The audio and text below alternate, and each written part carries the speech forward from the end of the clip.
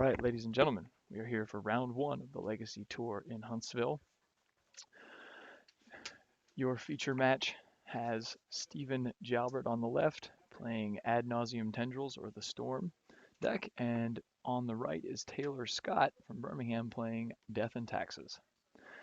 As these players assess their openers, looks as though both players are going to keep. Stephen opens up on a basic island and passes the turn. Taylor has got turn one Mother of Runes off of a basic plains. Not exactly the start the Storm player is looking for. They usually want a little more, a little more action, a little more hate than that. But he does appear to have a healthy dose of everything else he needs: a tutor, some rituals, some lotus petals, a lion's eye diamond. This is a very fast opener from the Storm player, so we'll see how well Taylor is able to survive. Now, if Taylor has like a second turn Thalia to back it up with this Mother of Runes, he may be able to hang in this game and start applying all the pressure. But if you don't have it, then Storm can get out real quick. All right, looks like Mother of Runes comes in for one. Somewhat unconventional for Mom to be on the attack, but there's a chance Taylor suspects he's playing against Storm now and knows that it isn't important for him to hold her back. Now Taylor has to decide if he wants to use his Rashad Port on the upkeep, or or if he wants to use Rashad, or I'm sorry, or if he wanted to deploy a creature. Now, in this case, the only creature he has that's really important to play would be Phyrexian Revoker, and he would have to have sort of the soul read to know to name Lion's Eye Diamond. But if he did, that would certainly limit Steven's options, given that Steven doesn't have a fetch land, I don't think. So he's not going to have an easy time completely setting up his hand to be able to empty it out as fast as he wants. Now, it looks as though he may have found plenty of cards in that ritual type effects and so on. He also appears to have naturally drawn the Past in Flames in his deck. But that combined with all of these fast mana effects like Lotus Petal and Lion's Eye Diamond should be enough here for a turn 3. I think this is kill. And it's sort of unfortunate for Taylor. He didn't really have any other options here. And in the future, this is going to be a very mulligan intensive match. It's critical for Taylor to get some disruption quickly. Taylor has F6'd. For those of you who play Moto, he is now being stormed out by his opponent, and I'm sure, suspects that his time is limited, as Steven definitely has all the pieces in hand for a kill here. I'm almost certain. Dark Ritual into Cabal Ritual. We have a storm count of 1, 2, 3, 4 now. Plenty of mana. That combined with the Past in Flames means that Steven's actually able to just go get an Ad Nauseum here if he wants to, or he could actually just go get like another ritual effect, maybe Dark Ritual or Cabal Ritual, and use that plus the Past in Flames that's now in his graveyard to just get a natural storm kill. We'll see which avenue Steven chooses to take, although at this point either one would probably be sufficient.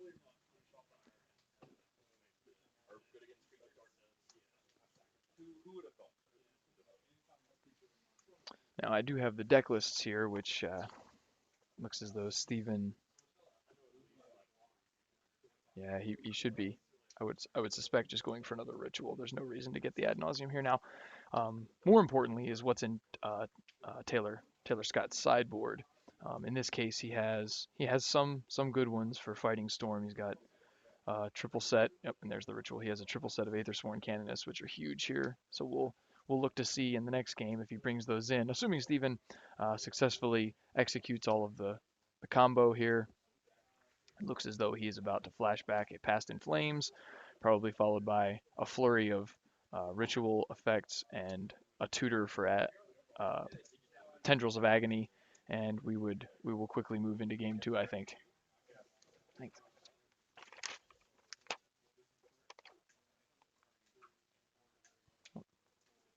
And that is it for game one. We will go to the sideboards in just.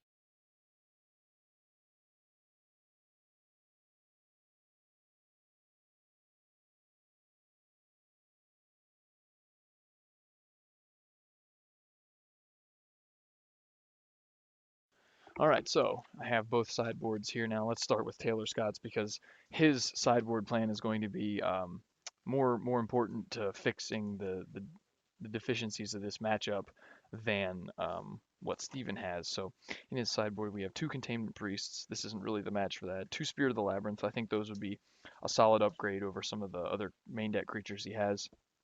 Three Aethersworn Canonists. Those are very good in this matchup. Two Pithing Needle, probably not the right one for this. One Seal of Cleansing, also not exactly the match you're looking for. Three Rest in Peace. One or more of those could easily come in because it shuts off the Past in Flames kill that we just witnessed out of Steven. One Path to Exile, probably not going to see any creatures out of Storm. And if we did, I don't think Path to Exile is the card he's looking for. And one Council's Judgment, also probably not coming in. So two Spirits of the Labyrinth, three Aethersworn Canonists, and maybe some number of Rest in Pieces, almost certainly replacing his Swords to Plowshares, his Umezawa's Jite.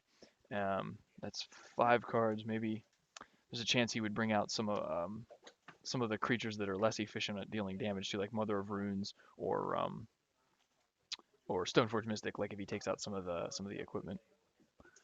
The rest of these creatures, Revoker, Sarah Avenger, Flicker Wisp, those are all pretty solid here in this matchup.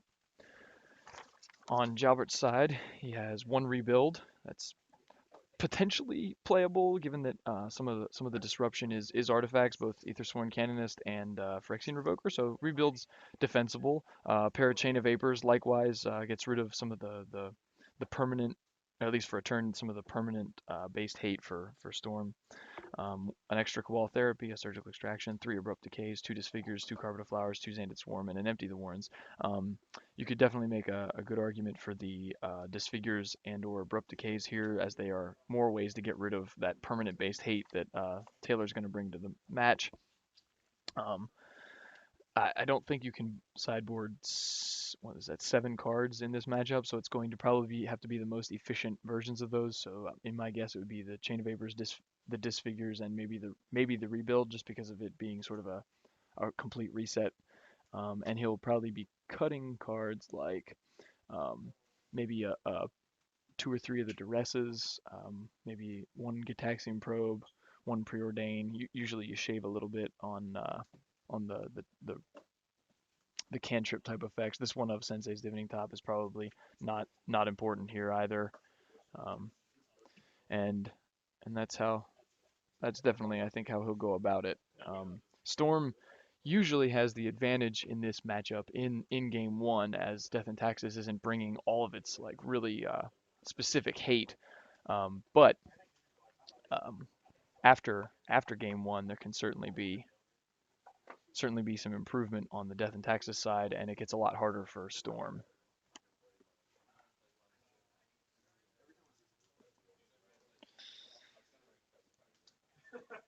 While we are waiting for these players to finish sideboarding and shuffling up for game two, I'd like to take a moment to thank you all for watching our live feed of the Legacy Tour Huntsville. We are once again being hosted graciously by JC's House of Cards. They're a big fan of this series and a great supporter of our tournament series. So we'd like to definitely give them thanks and encourage anyone in the Huntsville area to send their business JC's way.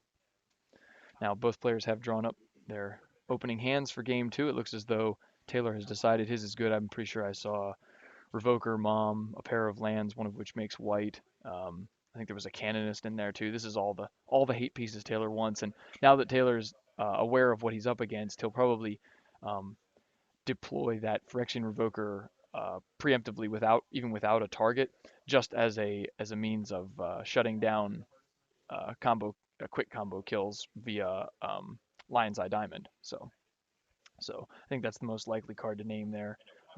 That combined with Aethersworn Canonist and Mother of Runes to protect the two of them from spells like Chain of Vapor and Disfigure should, assuming Steven doesn't have just a turn one blowout kill, Taylor should have a much better chance at making a game out of this match than he did in the last.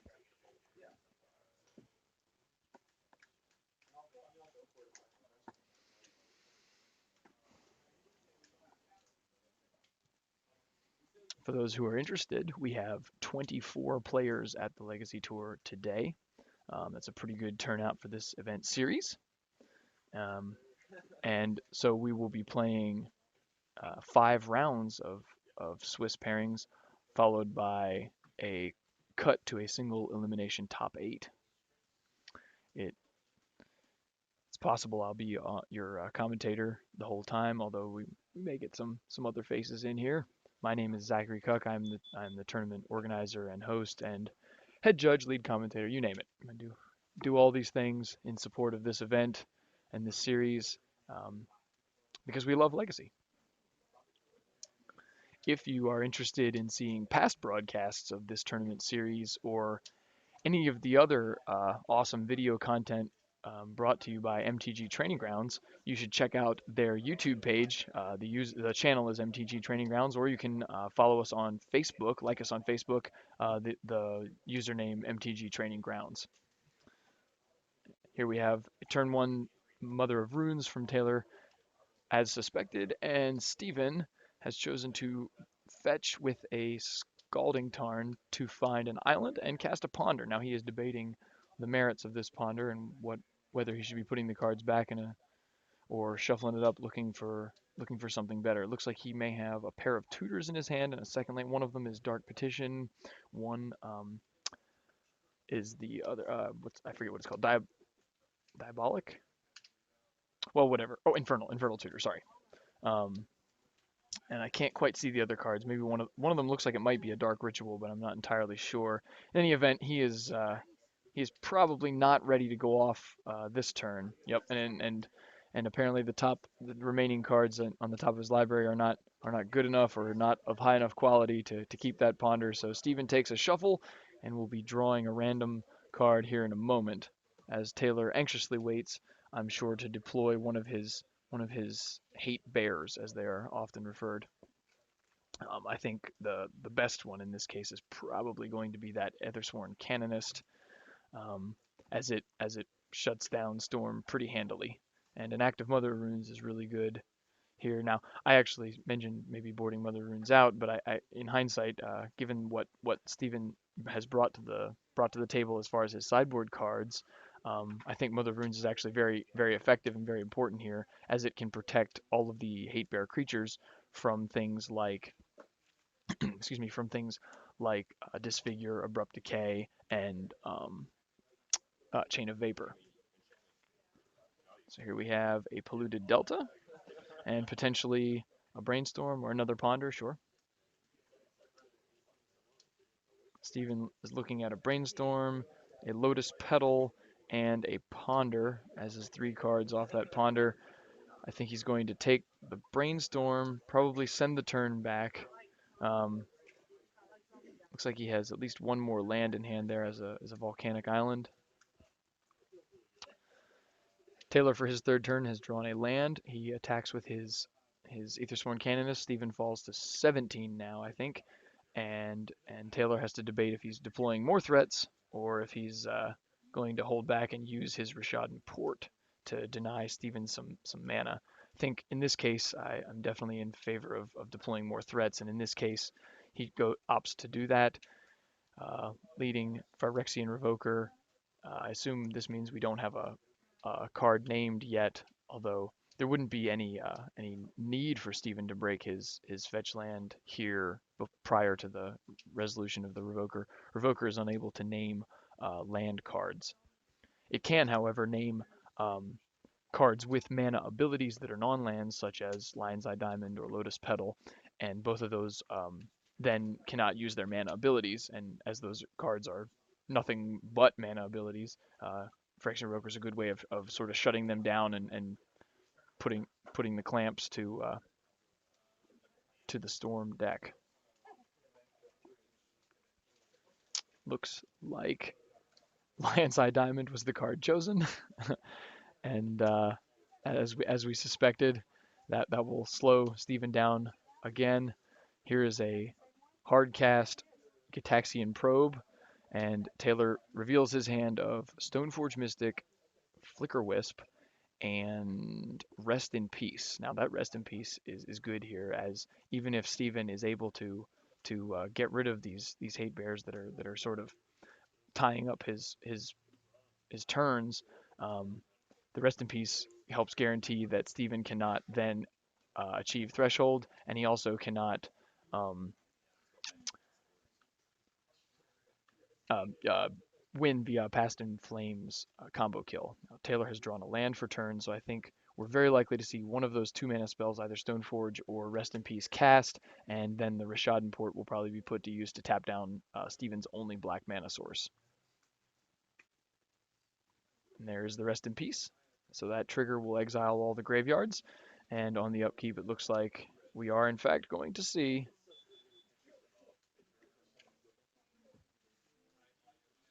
Rishadan Port activation. Now Steven can cast spells or effects on Taylor's end step, since he is limited to one spell per turn.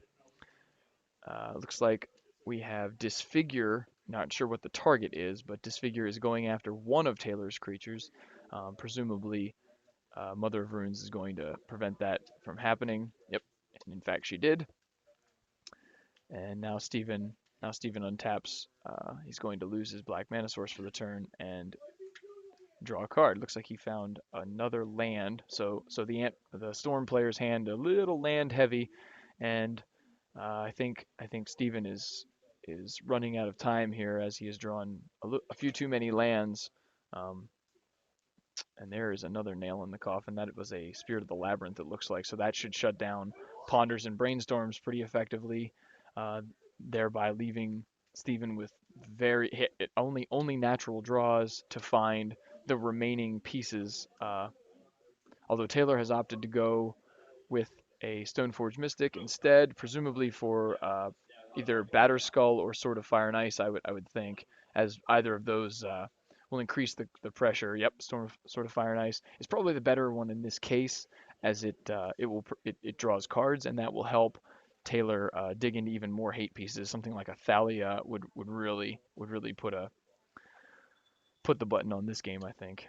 Now, Steven has opted to cast a Brainstorm end of turn, and is using his his fetch land to sort of shuffle away some of the cards that he put on top and make this a perfect Brainstorm. It looks like Steven did in fact bring in the Abrupt Decays. Not sure what other cards we might have brought in, but I did see those. Unfortunately, Abrupt Decay is not effective against all of these other creatures on Taylor's board when he has Mother of Runes to protect them. Now, he could use the Abrupt Decay to destroy Rest in Peace, which would give him a turn to sort of build up a graveyard, but as long as that Aethersworn Canonist is on the table, I think the possibility of a storm kill or of any sort is going to be pretty limited. Looks like Steven's draw for the turn was a Gitaxian Probe. Normally a very good card in the Storm deck. With Aethersworn Canonist out, it's sort of a dead draw, as it only replaces itself at sorcery speed and doesn't really allow him to do anything else. There is that Gitaxian Probe, as we see the equipment that Taylor found earlier. The Flicker Wisp we knew about, and the one unknown was indeed Spirit of the Labyrinth, which is very good in this situation. I think we're going to see an activation, putting the sword into play. The sword will be equipping the Aethersworn Canonist, and an attack for 4, 6 after the trigger will be 8 it's probably, if we're not at lethal yet, it's got to be very, very close, and that is lethal. Now I apologize to the viewers. We don't have the ability to keep the life totals updated like as the match is occurring. So anybody watching it live, that won't be there. But if you're watching this on the YouTube feed after the fact, those life totals should be there. So I would have known. In any event, we'll go back to the sideboards again. I don't imagine Taylor's going to want to change much. It looked like that worked out really well for him. Hold on just a second, ladies and gentlemen. We have a judge call. Be right back.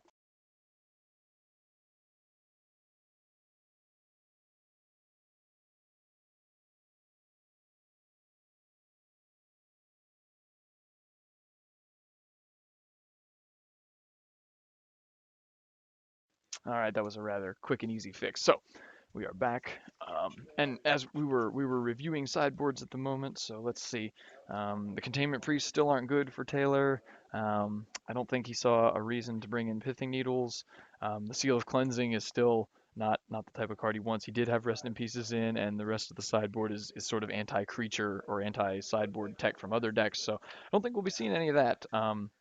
He It's worth noting there that Taylor did not see something like a Dread of Night, so he would not be inclined to bring in Seal of Cleansing in this case, or Council's Judgment. So he doesn't need a way to get rid of any of Steven's potential sideboard hate that you sometimes see out of the Storm sideboard. Steven, now that he's back on the play, I think it's worth noting that he could potentially cut a little bit of his sideboard cards, something like those abrupt decays, or rebuild if he brought it in. He wouldn't have to have as many copies of, as he's just more likely to get out fast and get underneath the Death and Taxes deck before they can really set up their hate lock. Um, and as such, he could sort of improve the consistency of his deck yet again. But I'm not sure if he did or not. In any event, both players are drawing up their 7 card hands. Looks like Taylor has another Snapkeep with Thalia, pair of Mother of Runes, a Phyrexian Revoker, and a Stoneforge Mystic, along with a White Mana Source and a Rashad Port. So yeah, this is just, once again, sort of exactly what you want in this matchup. Like everything's firing on all cylinders. So looks as though Steven has a pair of Abrupt Decays. That's not usually exactly what you want, but he also appeared to have at least one Ponder and one Brainstorm, so he has a way of sort of fixing some of the deficiencies of this hand and shuffling around. Excuse me. What it consists of. Now I'll be interested to see if he goes. Yeah, he does go for a non-basic land, as with only two lands he needs. And if he wants to cast those abrupt decays, he's going to have to get both an underground sea and a tropical island at some point. Um, so it, it's a little problematic to do that against Storm, or I'm sorry, with Storm against Death and Taxes, as they do run Wasteland. Um, but I don't know that Steven has the luxury of fetching around Wasteland at the moment. Also, if Steven wanted to get black mana there, he had to get a non-basic, as Scalding Tarn cannot fetch a basic swamp. Now this Ponder has a Lotus Petal. I think there was a basic island and not enough action apparently. Steven, I think his hand is missing both a tutor and a payoff card, one of the Lion's Eye Diamond or something like that. So his draw off of the Ponder was a Lotus Petal, and Taylor's draw for the turn was Wasteland, a very good card in this spot. One second.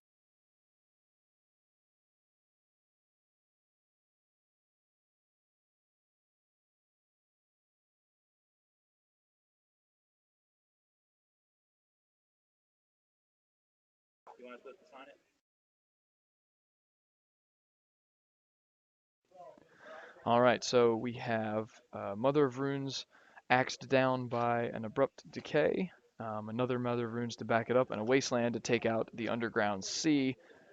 Now, Steven used a Lotus Petal to cast that Abrupt Decay so that he would not have to get, I guess so he wouldn't, either he didn't have a land or wouldn't have to use his land to get the tropical island, and Taylor is able to take out the underground sea and leave Steven with 0 mana sources. Now, fortunately, he has another land now and was able to get basic island this time, presumably to protect himself from future wastelands. Um, Taylor deployed his second Mother of Runes, sort of a unfortunate situation for Steven going after that first mom when there's a second one following, but that is how it is, and you have to work with what you've got. Now here comes Thalia. Now that is a tough one for the Storm player, as he's already tight on mana sources, and his Brainstorm does not find any more. So it is very likely he's going to be stuck with the cards he found here until he can clear this Brainstorm and get some second lands.